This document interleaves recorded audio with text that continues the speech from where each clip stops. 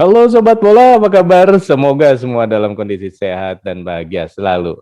Amin. Ya, In. Bro Ipung, kemarin kan kita baru lihat ya Timnas Indonesia U20 melawan lagi Moldova U20 dan hasilnya kali ini adalah imbang 0-0. Bro Ipung, apa Betul. sebenarnya yang terjadi?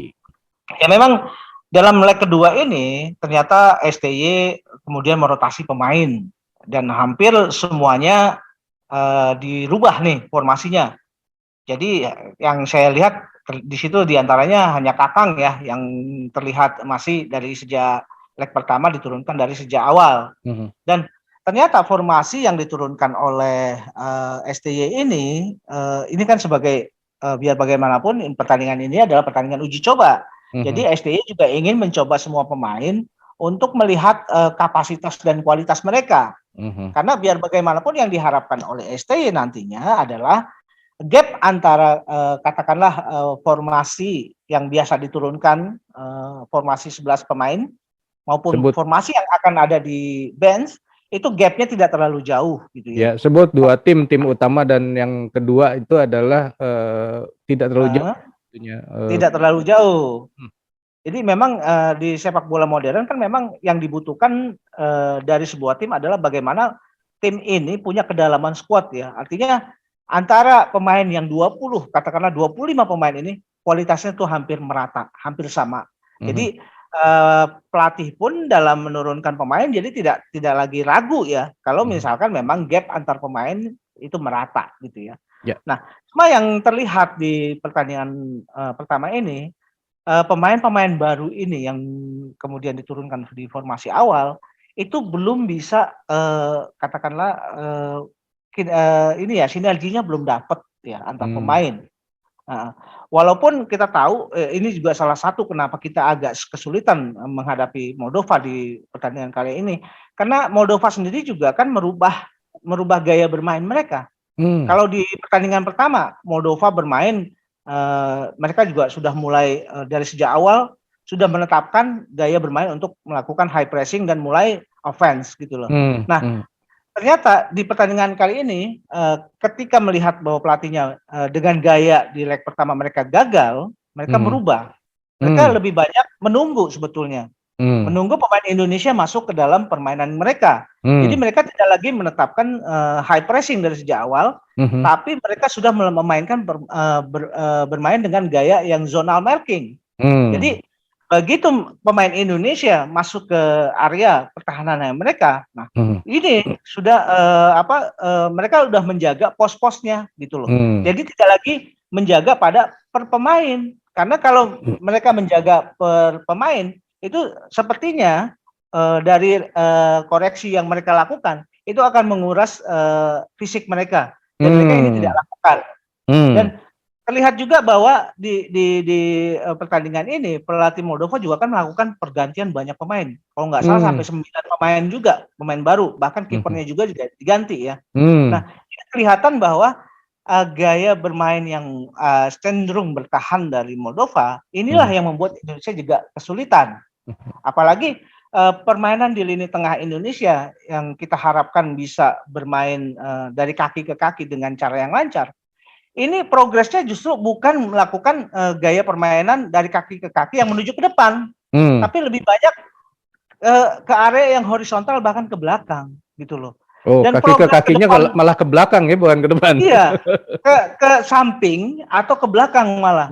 Karena begitu mereka melihat mungkin ya yang dilihat oleh pemain, kenapa mereka tidak melakukan umpan ke depan? Karena posisi-posisi mereka sudah dijaga. Nah, kalau pemain artinya posisi-posisi pemain yang seharusnya mendapatkan umpan sudah dijaga, seharus pemain ini lebih berani atau lebih kreatif untuk mencari ruang, jangan bersikap statis. Seperti itu. Jadi itu yang juga akan menyulitkan pemain yang akan memberikan umpan. Ragu-ragu akhirnya yang muncul. Kalau ragu-ragu yang muncul, mereka bermain safety.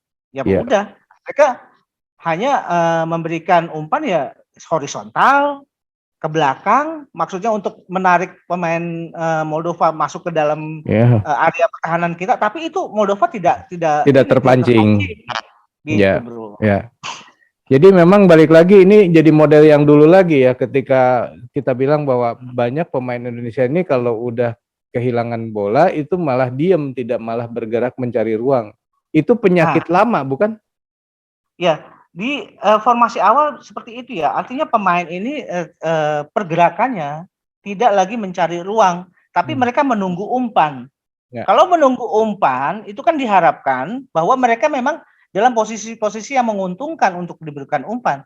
Tapi kalau posisi mereka sudah disterilkan, itu kan juga menjadi percuma diberikan umpan. Harusnya mereka bergerak gitu loh, mencari ruang. Dan ini kemudian yang menjadi kesulitan pemain-pemain kita untuk melakukan serangan. Walaupun di situ sebetulnya saya agak menaruh harapan dengan turunnya Alfrianto Nico ya. Justru di line up pertama dengan turunnya Alfrianto Nico memang sedikit memberikan ini ya, memberikan angin segar ya. Walaupun pada akhirnya Alfrianto Nico juga percuma bermain sendirian gitu loh. Karena dia tidak ada pemain yang bisa menjadikan wall pass gitu. Dia kalau sendirian kan percuma, gampang sekali disterilkan gitu. Nah, peran-peran justru yang di sini yang dibutuhkan adalah peran-peran gelandang yang harus lebih kreatif. Nah, gelandang kita Ahmad Maulana maupun Frezi ini juga ternyata belum kreatif gelandang-gelandang yang biasa diturunkan oleh ST seperti Zanadin Faris, Arkan Fikri atau Marcelino Ferdinand. Jadi aliran serangan Indonesia itu sangat tersendat dan gampang sekali dimentahkan. Tapi itu situasi di babak pertama saja atau memang seterusnya selama pertandingan 90 menit? Ya, memang progres umpan yang hanya bermain di seputaran horizontal bahkan ke belakang itu memang hanya terlihat di babak pertama, gitu ya. Karena begitu ada pergantian di babak kedua, pergantian pemain di babak kedua kan sampai 9 pemain ya. Di situ turun Ronaldo Kuate, Hoki Caraka, kemudian Marcelino, Zanadin Faris, Robi Darwis, kemudian Arkan Fikri, semua pada keluar, tapi tetap bahwa memang progresnya sudah ada. Indonesia serangan akan lebih matang ya, dan lebih tajam dan lebih sering intensitasnya. Cuma persoalannya adalah efektivitas penyelesaian itu yang tidak dipunya. Gitu. Jadi lagi-lagi bahwa STY belum katakanlah ya progres selama di TC di Turki ini masih PR-nya adalah seputar penyelesaian akhir. Itu yang belum kita punya ya. Kita punya beberapa peluang, tapi kita juga gampang dimudahkan atau penyelesaian akhirnya yang tidak menjurus ke arah gawang gitu loh. Jadi percuma saja. Walaupun pemain-pemain seperti Arkan Fikri, Zanadin Faris, Marcelino yang kita harapkan bisa menjadi gelandang-gelandang yang kreatif yang bisa menciptakan peluang. Tapi kalau mereka tidak ditunjang oleh striker-striker yang katakanlah cerdas dalam mencari ruang atau menciptakan peluang, itu juga jadi percuma gitu. Dan sebetulnya Rabani nggak dimainkan, bro? Rabani dimainkan di babak pertama. Karena Rabani dimainkan di babak pertama, tapi justru juga Rabani mati kutu ya. Karena tidak ada suplai dari bola dari tengah maupun dari sisi sayap, begitu. Dan terlihat juga bahwa di skuad Garuda ini memang ada kekurangan dari sisi sayap sebetulnya. Ini sisi sayap kalau di senior kan kita begitu kuat ya, sisi sayap kita dengan kehadiran Witan, ada Sadil, ada Irfan Jaya, ada Egy Maulana, itu sangat kuat di sisi serangan melalui sayap. Tapi ada problem di sisi sayap U20 gitu. Nah, sebetulnya ada yang mendekati kualitas seperti itu ada di Alfrianto Nico. Dan itu kan di kanan biasanya. Dan di kiri biasanya saya sih melihat pada Frankie Misa sebetulnya juga itu bisa. Cuma Frankie Misa di babak pertama juga nggak bisa berbuat apa-apa sampai akhirnya diturunkan Marcelino menempati posisi sebagai sayap, walaupun itu bukan posisi aslinya Marcelino. Karena posisi aslinya Marcelino itu diperankan oleh Zanadin Faris yang juga sebetulnya bisa memerankan itu gitu loh, Bro. Ya.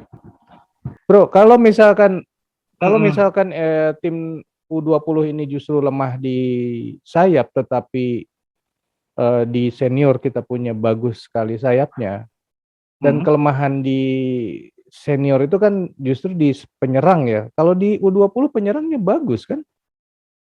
Sebetulnya gini, perkembangan di tim senior justru lebih progresif ya saya lihat ya.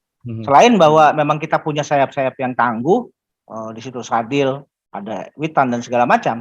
Di tengah juga Dimas Derajat juga sudah mulai menunjukkan kualitasnya gitu ya. Nah, ini berbeda dengan di U20. U20 sementara Hoki Caraka, kemudian Rabin Tasnim itu belum menunjukkan bisa bermain secara stabil. Belum menunjukkan itu. Dia masih angin-anginan gitu loh.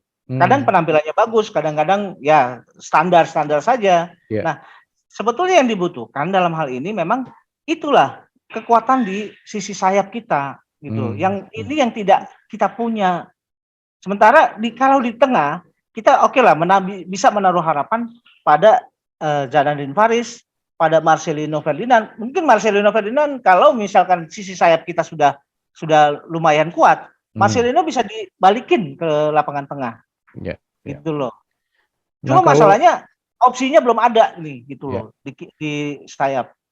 Jadi kalau kita bandingkan dengan laga pertama, leg pertama dengan leg kedua, itu artinya apakah yang membuat berbeda ini adalah hanya dari cara bermain Moldovanya saja yang berubah atau ada faktor lain, Bro? Ya, ada. Saya mencatat ada beberapa faktor ya. Salah satunya memang kelihatan bahwa Moldova lebih siap. Dan kedua, Moldova juga tidak, saya melihat sih mereka tidak mengincar kemenangan ya. Mereka hanya bagaimana bertahan dengan cara-cara yang betul. Dan terlihat bahwa organisasi pertahanan dari Moldova itu lebih baik. Karena mereka mengetahui betul bahwa kelemahan dia adalah di masalah fisik ya, ketahanan fisik, stamina. Jadi mereka tidak melakukan gaya permainan high pressing. Mereka hanya memainkan dengan gaya bermain zonal marking. Nah, kemudian ada juga faktor lapangan sebetulnya. Jadi saya juga agak melihat ada ini juga faktor lapangan punya pengaruh ya, walaupun mungkin tidak terlalu besar ya. Karena lapangan yang dipakai pada saat ini adalah pertandingan kedua ini adalah lapangan sintetis ya. Sementara kita tahu bahwa kalau kita bermain di lapangan sintetis, tentu aliran bola akan lebih cepat ketimbang lapangan yang natural ya. Nah, kalau ini juga agak kesulitan juga dengan gaya bermain dari kaki ke kaki. Karena kualitas tim nasional kita juga kan belum semumpuni katakanlah Barcelona ya, yang bisa main tiki-taka dengan cara-cara yang sangat cepat gitu ya. Ini juga aliran bola saya lihat lebih cepat ketimbang bermain di lapangan normal. Gitu, Bro. Jadi agak kesulitan juga buat pemain untuk kontrol bola. Kemudian mereka juga kayaknya masih mencari-cari formula yang tepat untuk memberikan umpan, karena memberikan umpan di lapangan sintetis itu bisa kalau nggak lebih lambat ya kecepatan gitu loh, kekencengan gitu. Itu aja sih persoalannya gitu loh. Iya, jadi berarti ada beberapa faktor ya. Jadi selain lapangan, terus tadi gaya bermainnya dari Moldova juga yang berubah sehingga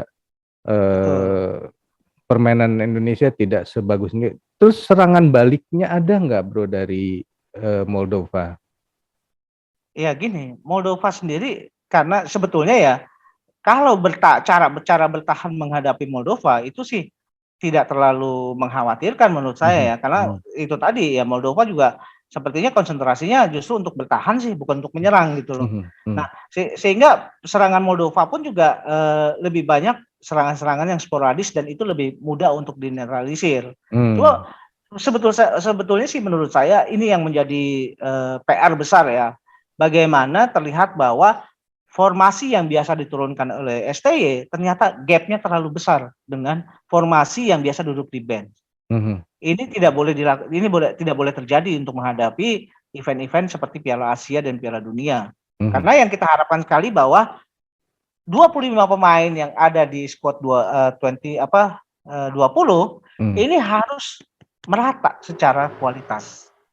Nah, jadi itulah yang perlu dibenahi, dan juga yang perlu dibenahi adalah bagaimana cara kita menyerang. Itu juga menjadi persoalan efektivitas untuk penyelesaian akhir. Kemudian bagaimana kita bisa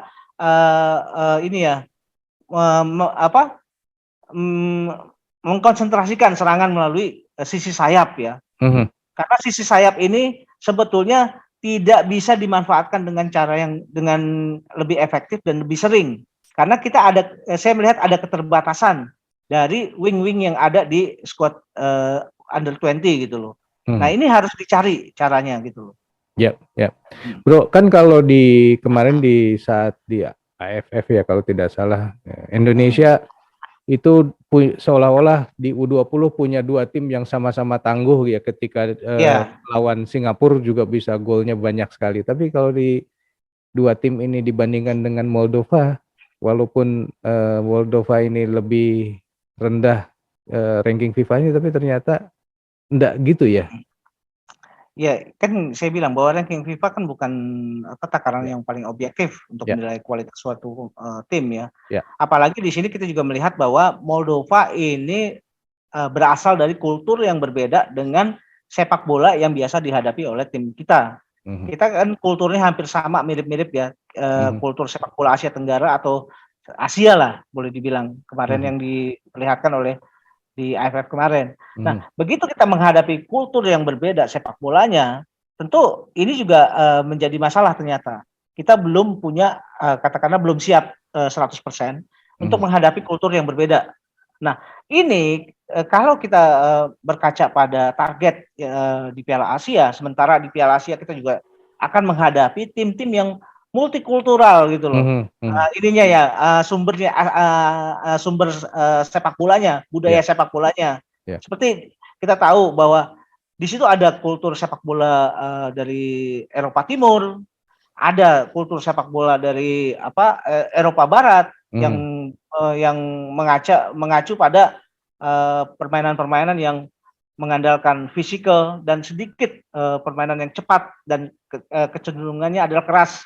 Ini juga harus kita hadapi. Kemudian kita juga harus menghadapi tim-tim dari Eropa Timur yang biasa terorganisir bermain dengan cara-cara yang sangat textbook sebetulnya kalau Eropa Timur itu. Tapi itu efektif gitu. Dan sebetulnya target yang ingin dicapai oleh STY sepertinya ingin membawa kultur sepak bola yang disiplin, yang textbook lah kalau dibilang ya, seperti yang bisa diperlihatkan oleh tim dari Korea Selatan ke dalam timnya Indonesia gitu loh. Karena Park Hang-seo di Vietnam itu udah hampir berhasil. Karena kalau kita lihat bahwa pemain-pemain Vietnam mungkin kalau secara skill individu itu sama aja, bahkan mungkin di bawah pemain-pemain Indonesia, tapi mereka bermain secara disiplin. Itu aja. Oke, Sobat Bola, itulah obrolan mengenai laga yang berlangsung antara Indonesia U20 dan Moldova U20 berakhir seri, dan dari perbincangan kita lihat bahwa masih banyak PR dari STY untuk membenahi timnas U20. Menurut Sobat sendiri, kira-kira apa lagi nih yang harus diperbaiki oleh STY di timnas U20? Silakan tulis di kolom komentar. Kita akhiri dulu obrolan kita kali ini, kita lanjut di video yang akan datang. Sampai jumpa, bye. Thank you, bro.